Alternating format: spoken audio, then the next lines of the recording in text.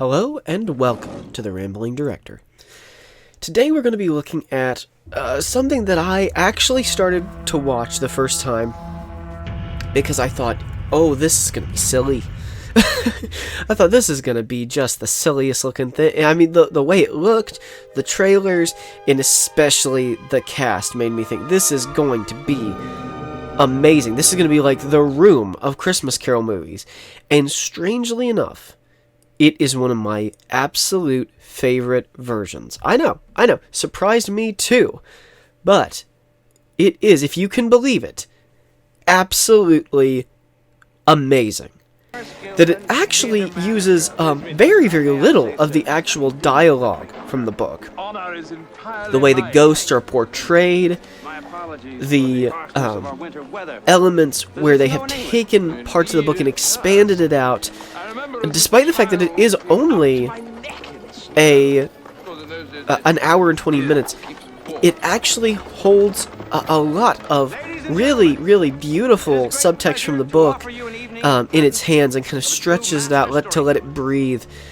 Now, some people don't know this, but Charles Dickens did do public readings where he would meet with an audience and he would read one of his books. Some people actually might wonder about this. Why is it called A Christmas Carol? Why is it not called something like Scrooge or something like that? The reason why is because he wanted the story to be something that, like a Christmas carol or a Christmas song, would be revamped, revised, revisited, would be rewritten and retold throughout the years the way Christmas songs are. Because no Christmas song is static. It goes through variations and changes. The lyrics get changed. Lyrics and verses get added and taken away. And he wanted to write something that would be a story that could be redone over and over. So the fact that he says, oh, a mouse, okay, I'm going to work that into the story. And he starts telling the story in a different way. At the end of this, in fact, he actually says, and that was the story of A Christmas Carol. Not exactly as I wrote it in the book, but I think you liked it anyway. Now we go to this little hospital, this little free hospital clinic, and this was not in the book, but you can actually see, and the reason that I did the Alastair Sim version last time, and then this version this time, is so you can see the evolution of how other versions of A Christmas Carol interpreting the book can cause other adaptations to interpret from those other adaptations. So in this case, they've taken the character of Belle and had her working in a hospital for the poor, which was something that we saw in the Alastair Sim production. And it's revealed that Scrooge actually goes to him with the books of people that he wants to press charges against because they haven't been able to pay their debts. And Joe is about to go around and lead to the arrest of all these people, taking them to debtor's prison. I also love that we get to see Scrooge going about his typical day's work in the office while all of these people are being arrested, and it's not affecting him in the slightest. Now see, that's really important because in every version, including the book, there have to be little moments that you see something redeemable, something relatable in Scrooge. They're talking about how the children's hospital is in debt, and he's saying, listen, our debtor's going to be nice to us. But then it turns out that actually their debtor had to sell his contracts to Scrooge and Marley and Co. And once that transfer was made, Scrooge just foreclosed on all the loans. He didn't even give them warning or chance. I really love the fact that Belle is directly trying to contact Scrooge and just say, listen, I know that we've had our differences in the past, but I really need your help. And I know if you have any care for me left, if you ever loved me at all, I'd like to see Mr. you'll do this for me. Who are you? The reason why I thought, wow, what a crazy production, is of course Simon Callow, who's a great actor, and Belle is actually voiced by Beth Winslet, and I was like, oh my gosh, well, I mean, maybe this is a big budget, amazing production, and I just never realized it. And then, going through the cast list, I realized that of all the people in the world, Jacob Marley is played by Nicolas Cage. and I'm going to wonder how the heck they got these actors involved, and they just threw Nicolas Cage in because that just adds to the craziness, you know? I not only loved this production, but when you get to it, and you'll see what I'm talking about, I think Nick Cage might just be one of the, like, top 5 greatest Jacob Marleys in cinematic history. And I know that sounds bizarre, but he really is amazing. So we saw earlier, Tim had just left the hospital, the same children's clinic that Scrooge is going to have shut down. Tim had been getting over pneumonia, right? Which he's already crippled, so it's already bad enough, you know. And then look at this. He throws that water on that kid in the freezing cold. So as we see, in this version, Scrooge is directly responsible for Tim's pneumonia coming back, and it's sort of implied that what he just did is the very thing that is going to lead to Tim Cratchit's death. Thank you, Mr. Scrooge, sir. Watch this. Merry Christmas. Sorry, sir. Thank you, sir. He growls like a dog. Right, sir. Simon Callow is a fantastic Scrooge. I'd love to see him play Scrooge in a live-action version. I want you to hear what an unbelievable performance Nick Cage gives in this. I've come to warn you. Is this about the Forsyth account? I assure you, Jacob, everything is being attended to in accordance with your wishes. I mean... Did you come all the way from eternity to talk to me about finances, Jacob? You scoundrel, you. It's not in the book, either, but to say, what is this chain? It's not just the chain I forged in the life of my ignorance and sin. It is my achievement. This is my life's achievement, this chain. What a delicious line! I wasted my roaming, forever restless, in the upper winds. This time of year, oh, I suffer most. I'm a busy man, Jacob. Oh, I know you are, Ebenezer. I see the weight and length of the chains you bear. Grow, blossom, share, Ebenezer. Bend your way. Grow, blossom, share, Ebenezer. Change your ways. And look at this. They're a chain gang of spirits. I've never even imagined that, and I've never seen a version do it. I'm a busy man. I have no time for foolish delusions. He just completely passes off what just happened to him. I mean, it's ridiculous. Can you imagine having an experience like that and just being like, I am too busy for these delusions? We are raising... It's like, Marley died 7 years ago this night. And the guy's like, okay. But I think this version does a great job of both following the book and adding a lot of new stuff onto it. So, again, you'll notice the look of the ghosts is much closer to the book. The Ghost of Christmas Past was supposed to look also like it was growing older and growing younger at the same time. And so they work that in as best they can. It's probably the only version I've ever seen that pulled that off. You know, that's important. He can't be too irredeemable. I actually saw one verse, I can't remember which version it was, where he stole from somebody. Like, he was walking by this person begging on the street, and he stole out of their beggar's cup. I wish I could remember which version it was. And I remember, at that point, I said, nothing beyond this is going to make me want him to be redeemed. Whatever you do to this character that's negative, I'm going to cheer. And when he's redeemed at the end, I'm not going to buy it. I'm the ghost of Christmas past. Long past? See, look at that. That's just wonderful, isn't it? Turn the lights off. On your... Watch this. Watch this. This is really scary.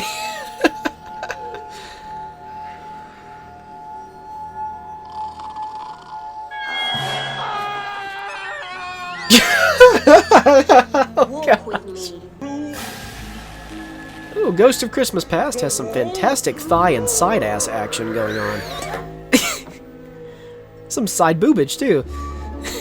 The world isn't fair when the Ghost of Christmas Past can be almost completely nude in a children's film, but Tinkerbell had to wear something that was less revealing. The world is just not fair, that's all I'm saying. Look at this gorgeous change in the seasons. That is just stellar, isn't it? So in this version, Fan actually introduces Ebenezer and Belle. That just adds a whole other layer to it, doesn't it? This is the first time he's seen his son in years, and all he wants to talk about is the value of his investment in him. I invested all this money in your education, so tell me, has it paid off, or did I waste my money? This is the first time they've seen each other in years, and it's Christmas time, and all the father wants to talk about is money. This is how you finally proposed to me. With a business contract. Surely you appreciate our positions are, well, dissimilar. I really love this take on this too, because she actually says, this is how you proposed to me after all these years with a contract, and I think what they're implying is that he's finally got the money he feels that he needs to marry her, which is a very different take on it. Most versions, it's like she's getting tired of waiting and he's still saving. And he has enough, but he doesn't want to marry before he is completely established. But in this version, he's ready to marry, and it seems that he has come to her with a prenuptial agreement. Oh my gosh, what an asshole thing to do! Say something, damn you! If I am getting that right, if that is what was being implied there, I think it's all the colder and nastier, because he's not willing to just jump in with both feet. He's saying, okay, we can finally get married, but just so you know, if this doesn't work out, you're not going to be able to take anything. I won't compensate you in any way. Oh, and you'll recognize that voice. If you listen closely, that is Michael Gambon. I'm sure at some point he'll grab Scrooge's shoulder and say, Scrooge, did you put your name in the goblet of fire? Touch my robe, just don't get fresh, Scrooge, don't get fresh. A large portion of the Ghost of Christmas Present is portrayed in sort of this weird impressionistic way. Then, the Ghost of Christmas Present is presented in sort of a fantastical way. It's a little more nice than reality is. Almost as if it's painted more to look like the spirit of Christmas rather than any kind of realistic version of Christmas. That is a great line. It's not in the book, but it is great to hear Scrooge just turn to the Ghost of Christmas Present and say, is that really what people think of me?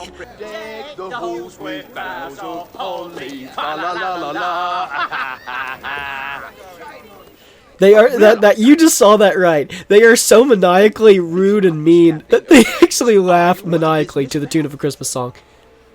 Oh, check out how great they do this scene. He blows out his torch. Ignorance is bliss until you look at it in the face. Want can be helped for a little while, but ignorance can only help itself, and if it festers, it will only lead to the destruction of those consumed by it. That is just wonderful, and for a little cartoon children's movie to go into that sort of depth with that little plot point is quite impressive, really.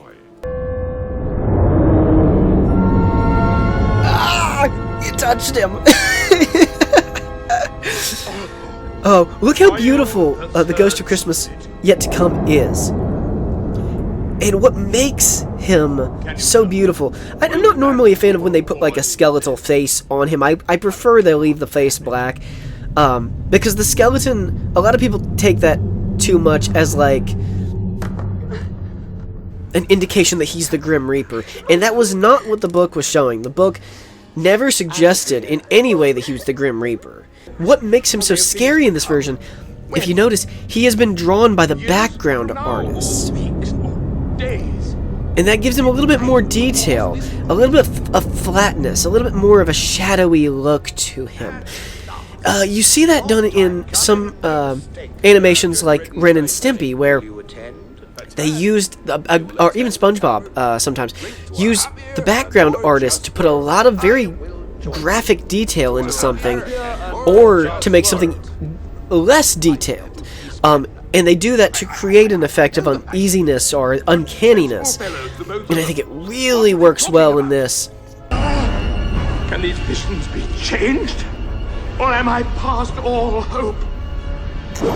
Watch how amazing this is. I should keep Christmas, if that is all that is required. Cratchit! See, that's what I was talking about before with the Alastair Sim version. Keeping Christmas is not all that's required. And that's why this works. and he's throwing money, but he can't, as Marley said, he can't intercede anymore. He's lost the power forever. To waste. Look how time has wasted me. Come, Ebenezer, you have no time to waste. See how time has wasted me. That is so rich, and it's not a line from the book. It is entirely original to this. I love that he actually doesn't change immediately. He has to realize it was real. And here comes the jump scare, ready? It was just a bad dream. Oh no, no, no, no, no. Oh my gosh. How? This is a great line. Listen to how silly this line is. A proper goose, sir. A big one, a turkey, the biggest one you can find. Buy me a goose. What kind of goose? A big one, a turkey. Like a turkey and a goose are the same thing. Street, Merry Christmas. This is beautiful. Really and truly, it's one of the most beautiful.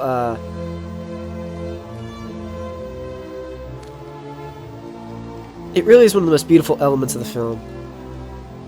He gets swept away for just a moment in the beauty and the joy that he is walking around on Christmas Day. That he's alive, that he's giving this joy to other people. He gets swept away in it for just a moment. And what a beautiful visual way of showing that.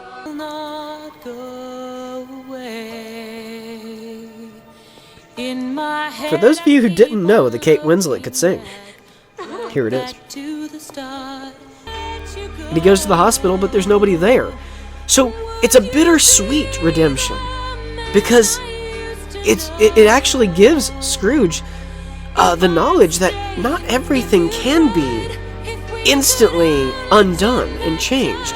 Some issues are more complicated than just going and fixing everything in a day. Some things are a life's work to undo. I will do anything to change these terrible things. I have so much. I have money, I have a house, a good, profitable business. And I would be rid of it all if I could only forget the madness of these past 20 years. No, Ebenezer, it's not too late. The hospital needs you. I need you. Ebenezer, you have so much to give. Yes. Since we last met, Ebenezer, we have had such different lives. But I have never forgotten you. Think of the future. I'm such a softie. I didn't used to be this way. My old age has made me soft. I'm sorry. There's even some redemption for his relationship with Belle. And it's a beautiful, hopeful thing, isn't it? And see, even that little line revisits Fred a little bit. Who wants to live their life alone? Not quite the same one I wrote in the book, I admit. I hope you enjoyed it, nonetheless. It really is one of the better versions I think that's ever been made. It both reinterprets it the way that Dickens would have wanted it to be reinterpreted, many times over. Yes, I was right, it was Beth Winslet. But also, it gives it this delicious new layer of sensibility towards Belle and towards the poor that are directly affected by Scrooge rather than just indirectly. So it's one of my favorite versions. I hope you guys love it as much as I do. Please go check it out without me babbling over it. It's about $4 on Amazon Prime. So go check it out. Go buy it. It's worth the money. If you love the story, it will give you... It really will give to you. It takes nothing from you. It just gives the entire runtime. So thank you for watching, and I hope you guys have a wonderful Merry Christmas.